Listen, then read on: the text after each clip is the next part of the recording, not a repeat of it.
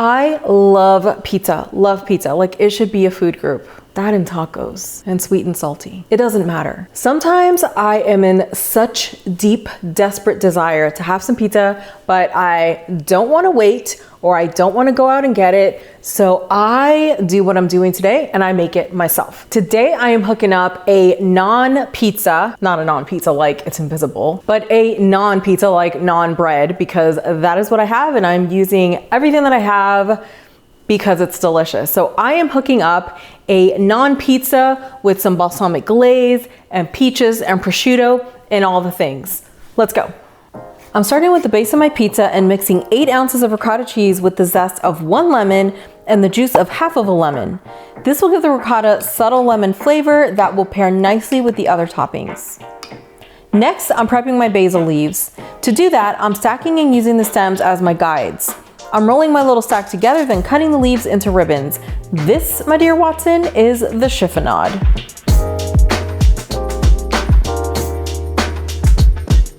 With my basil leaves done, it's time to move on to my peaches. I'm running my knife down the center of my first peach with the goal of twisting the peach apart so I have that pretty rib center.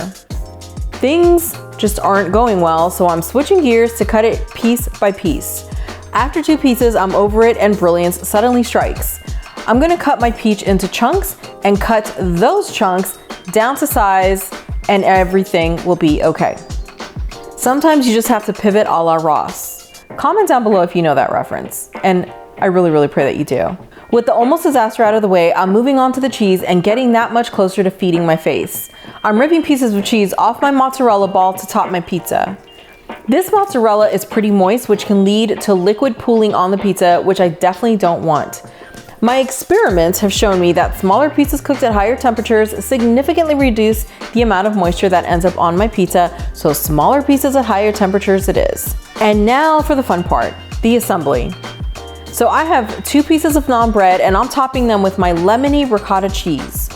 To that, I'm adding small ribbons of prosciutto by ripping large pieces into small ribbons. It's all about the ribbons today. Next up, it's the peach slices, and honestly, after the almost disaster, they look even prettier than usual. The last thing I'm adding is my mozzarella pieces and making sure I place them all around my pizzas so we have good cheese to pizza ratio. These little cuties are gonna bake for 11 minutes at 425 degrees or until the naan is golden and crispy and the cheese is melty and gooey. When they're done baking, they'll hang out on a cooling rack for at least 5 minutes so the toppings can settle and, most importantly, so I don't burn my frickin' face right off.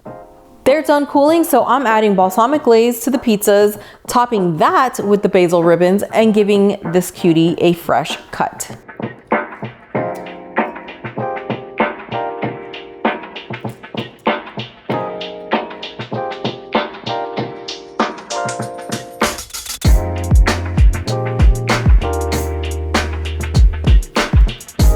My peach and prosciutto pizza is done. I am so excited to try it because listen, the sweet and the salty and the pizza, the only thing that would be better is if I could put this in a tortilla and eat it like that. Like all of my loves would come together. Do you know what I mean?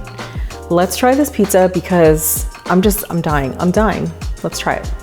Oh my gosh. So I'm gonna try really hard not to burn my fingers, but look at the pieces of peaches and the prosciutto.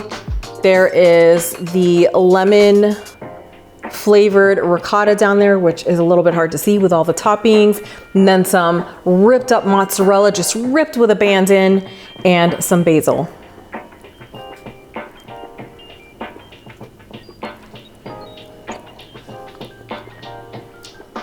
Oh my God.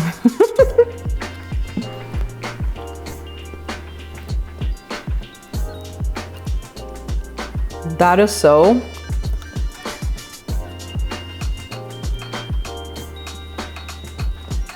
There are no words. That is so good. Oh my God, I don't even know how much food is on my face right now, but let me tell you what. The naan has a beautiful crispness to it. It is the perfect amount of crisp, and then right in here, it's nice and soft, like the perfect dough.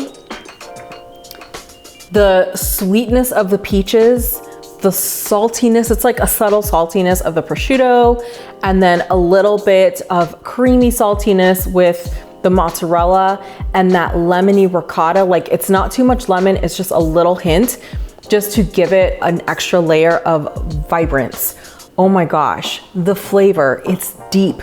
The love, it's strong. Will I eat this every day? There's a very good chance. This is so freaking good. Oh my God. Listen, make this, tell your friends you're the mastermind behind this magic. I won't tell. And while you're at it, grab your spatula, smack that like button, subscribe so you can join our family, and don't forget to click the notification bell so you get notified every single time we post a brand new recipe. Love you guys.